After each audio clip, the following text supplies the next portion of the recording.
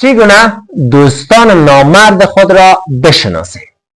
دوست عزیز من، دوستان نامرد به کسی گفته می شود که در دوستی و روابط خود وفادار و صادق نیستند.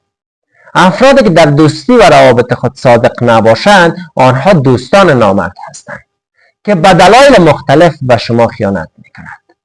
این نوع افراد را در زندگیتان بشناسید و از کنارتان دور بسازید تا زندگی شما را تباه نسازند. اول، عدم وفاداری و خیانت. هیچ وقت این نوع افراد با ما و شما وفادار نیست. برای همیشه به ما خیانت میکنند. در قالب دوست در کنار ما موجود هستند، اما برای همیشه به ما و شما خیانت میکنند و وفادار نیستند.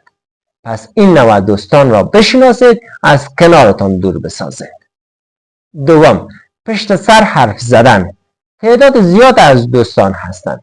زمانی که در کنار ما هست، برای همیشه لاف از برادرخواندگی میزنند. برای همیشه لاف از دوستی و رفاقت میزنند. اما زمانی که از ما دور میشوند، برای همیشه پشت سر ما و شما حرف میزنند. غیبت ما را میکنند. رازهای ما را برای دیگران فاش میسازند. پس این نوع دوستان را بشناسید و از زندگیتان دور بسازید. سوم، سوء استفاده از شما. دوستانی که از شما استفاده میکنند، فوراً دوستیتان را امرایشان متوقف بسازید. اگر استفاده مالی هست، استفاده شغلی هست، هر نوع استفاده که هست، هر نوع استفاده که از شما میکنند، با آنها ارتباطتان را قطع بکنید تا زندگیتان را تباه نسازند.